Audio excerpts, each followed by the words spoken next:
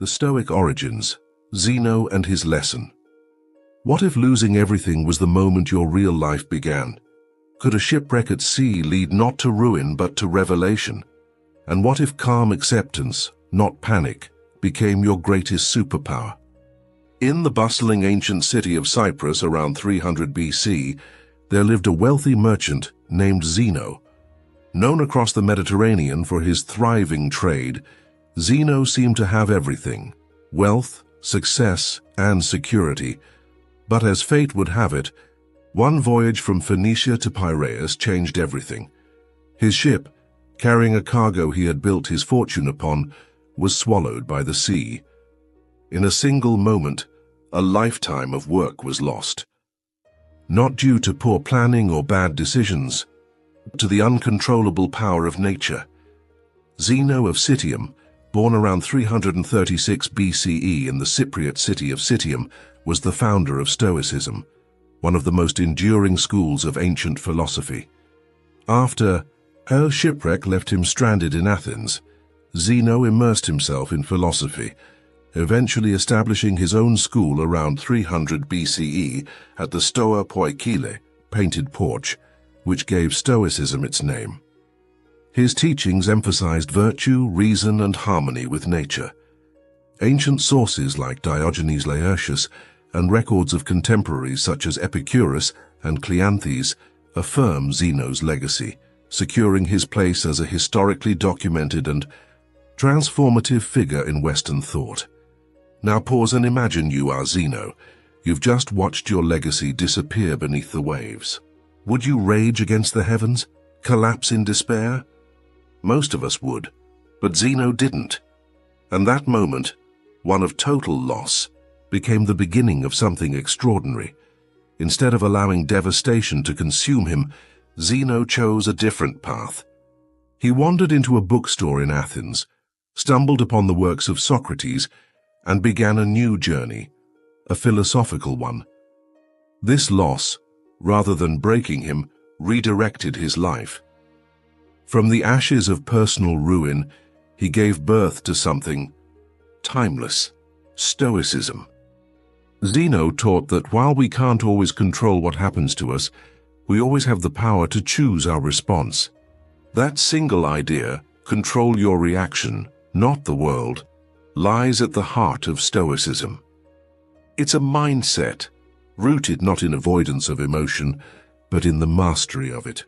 Acceptance, balance, and clarity, these became the pillars of a philosophy that would endure for thousands of years.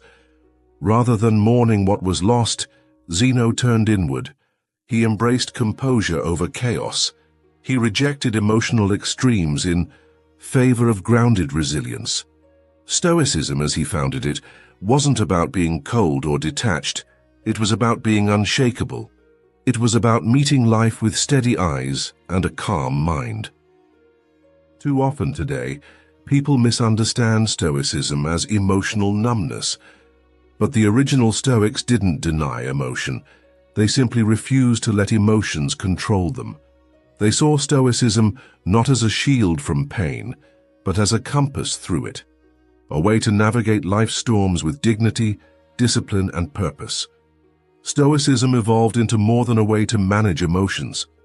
It became a way to see the world, to accept its unpredictability without resentment, to embrace life's impermanence without fear, and to pursue virtue above all else.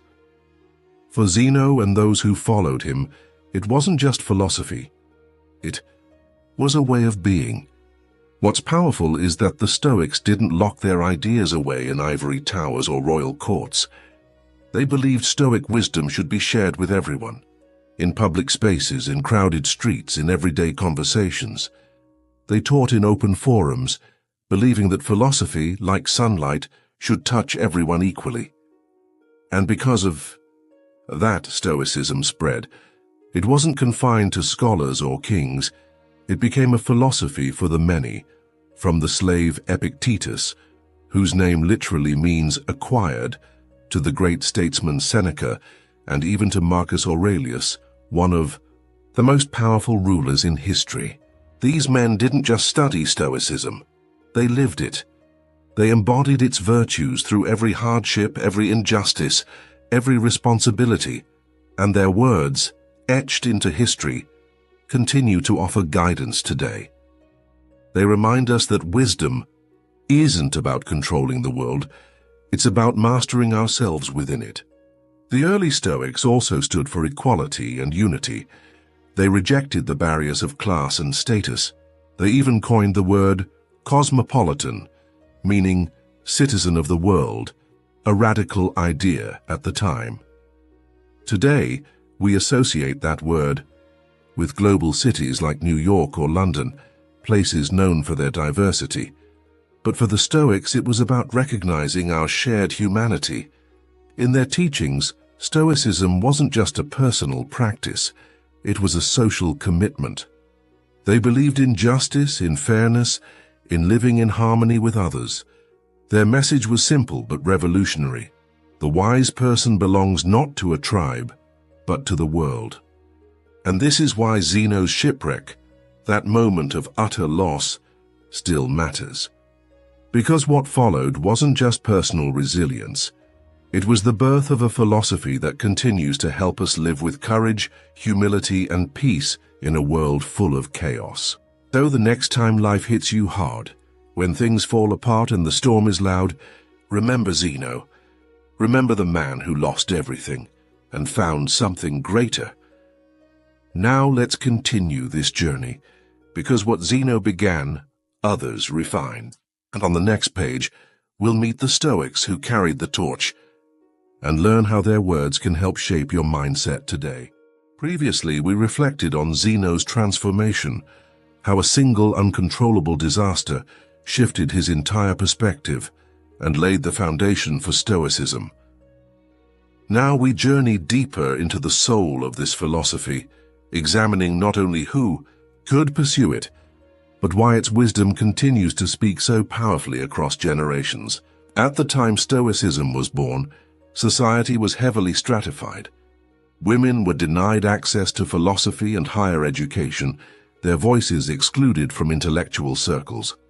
But Stoics, ever ahead of their time, rejected that notion entirely. Musonius Rufus, a teacher to Epictetus and a fierce advocate for equality, declared with conviction, "It is not men alone who possess eagerness and a natural inclination toward virtue, but women also." In a world dominated by limitations, Stoicism stood for liberation. Women, according to Stoic reasoning, were equally capable of noble thoughts and just deeds. So why should they not also examine how to live well? Why should philosophy, the path to wisdom and tranquility, be off limits to half of humanity? The Stoics answered, it shouldn't. And so they welcomed women into the fold long before the rest of society caught up. But gender equality was only one reason people turned to Stoicism. In a world bursting with unpredictability and constant change, Stoicism offered a lighthouse, a steady beacon guiding us through emotional storms. Why do people feel despair when things go wrong? Why do we collapse under setbacks? It's rarely the event itself that causes pain.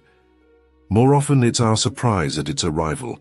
When we expect sunshine but face a storm, we're devastated. But when we learn to expect rain, when we accept that misfortune is part of the design, we react with resilience. Think about it. Rain can be a blessing. It nourishes crops, refills reservoirs, cools the air. Yet if you're caught without an umbrella, soaked and shivering, it feels like a curse. That's not because the rain is evil, it's because you weren't prepared. Stoicism teaches us to prepare for everything, to anticipate the worst, not out of pessimism, but out of strength. One Stoic exercise, known as voluntary discomfort, builds this muscle. Sleep on the floor, take cold showers, eat only potatoes for a week. These acts may seem extreme, even silly, but they teach a powerful truth. You can endure more than you think. When you strip life down to its basics, you learn what truly matters and what you're capable of surviving. In today's hyper-commercialized world, this lesson is more vital than ever. We are constantly bombarded with messages telling us that happiness lies just beyond the next purchase, that we must own the latest gadget, wear the right brand, earn a certain income, or will never be fulfilled. But Stoicism slices through that illusion like a sword through fog. From birth, we're shaped by our parents, schools, media, and culture. These forces offer conflicting messages, setting up expectations we never consciously agreed to. Without question, we absorb them, and then feel devastated when life doesn't meet these invisible standards. But we don't have to live like that. Stoicism invites us to question everything, to decide what truly matters based on our own values, not society's scripts. Instead of chasing approval or status, Stoicism encourages us to act from within. Do what's right because it's right. Improve yourself for your own sake, not for applause. Attach no external rewards to your goals, and you'll never feel cheated. Expect nothing, and every gift will feel like a blessing. Too often we try to fill internal emptiness with external possessions, a shiny car, a sprawling house, even a relationship. But Stoicism warns us, these things, while enjoyable, are unreliable foundations for happiness. Cars break, houses burn, people leave, and when your joy depends on things beyond your control, you live in constant fear of losing them. Even the best things in life have a cost. They take space, physical, emotional, and mental. They create clutter, obligation, and distraction. As Seneca wisely put it, learning to live with less creates space for what truly matters. True happiness, then, is not found in what you acquire, but in what you appreciate, not in what you display, but in what you understand. Let us be rich in simplicity. Let us build our joy not on fragile scaffolding, but on unshakable values. Stoicism doesn't promise a life free from pain. It promises the tools to endure it. It offers the strength not just to survive the storm, but to smile while walking through it.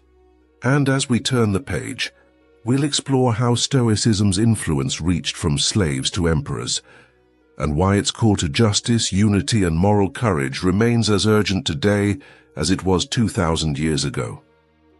We've journeyed through the roots of Stoicism and begun to understand how much of life lies beyond our control, yet how much power we truly hold in how we respond. Now let's dig deeper into one of the most important foundations of Stoic thought, the dichotomy of control. We must choose to do our best to keep a cool head regardless of what life throws at us. That's not just a motivational quote, it's a way of life. Because no matter how much we wish otherwise, most of what happens in life is simply outside our control. But what is always in our hands is our response. And this, in the Stoic worldview, is where our power truly lies. This is what the Stoics called the dichotomy of control, arguably the cornerstone of Stoic philosophy. As Epictetus once said, the chief task in life is simply this: to identify and separate matters so that I can say clearly to myself which are externals not under my control, and which have to do with the choices I actually control. It sounds simple, but it's profound. We waste countless hours stressing about what we cannot influence: traffic, weather, algorithms, what others think or say. But our energy should go to the things within our sphere of influence, our attitude, our preparation, our effort, our principles. Let's bring this into the real world. Say you're a content creator. Making YouTube videos, for instance, might not be as heavy as ruling an empire, but it's no walk in the park either. First, you brainstorm an idea. You research, script, film, edit, title, thumbnail. Hours of work go into every frame. But once you hit upload, everything changes. The result is no longer in your hands. It's in the hands of the YouTube algorithm, audience preferences, and a little bit of luck. And yet, how do most people measure success? By views, by likes, by subscriber counts, external markers that are, ironically, out of their control. A Stoic doesn't judge the merit of their work by those fleeting metrics. They measure success by effort, by consistency, by the virtue they've demonstrated in the process. And this philosophy applies far beyond YouTube. Imagine someone working diligently in their job for 6 months. They've poured in extra hours, met every deadline, exceeded every expectation. With hope in his heart, he walks into his boss's office asking for a promotion. But his boss says, "Not now." No explanation, just rejection. Our man walks home defeated, questioning his worth. But did he fail? Or did he simply tie his value to something beyond his control? Maybe the company was cutting costs. Maybe someone else got the spot. Maybe his boss just had a bad morning. Whatever the reason, it's not necessarily a reflection of his effort, but he took it personally. Now imagine this scenario again, but through a Stoic lens. He still seeks the promotion. He still prepares his report. But he anchors his pride, not in the outcome, but in his preparation. He walks away with dignity, knowing he gave his best. The promotion hasn't disappeared, it's just been postponed. This shift in perspective, this reframing of the mind, is Stoicism at its core. A Stoic doesn't rely on external reward for internal peace. He finds peace in process, in effort, in integrity. Because when your happiness is tied to things, like money, status, or other people's decisions, you hand your emotional well-being to forces you can't control. But when you live for what's within your reach, your values, your wisdom, your actions, you become unshakable. And that's where the 4 cardinal virtues of Stoicism enter: wisdom, courage, temperance, and justice. Wisdom is the art of distinguishing between what's within and outside your control and choosing to focus only on the former. Courage is doing what is right, even when it's uncomfortable, facing life's challenges head-on without flinching. Temperance is self-discipline. It's the ability to restrain desires, to act with moderation in a world that thrives on excess. And justice, it's the commitment to do what's fair and honorable, not just for yourself, but for the world around you. These virtues form the compass of a Stoic life. When external storms rage, they keep us grounded.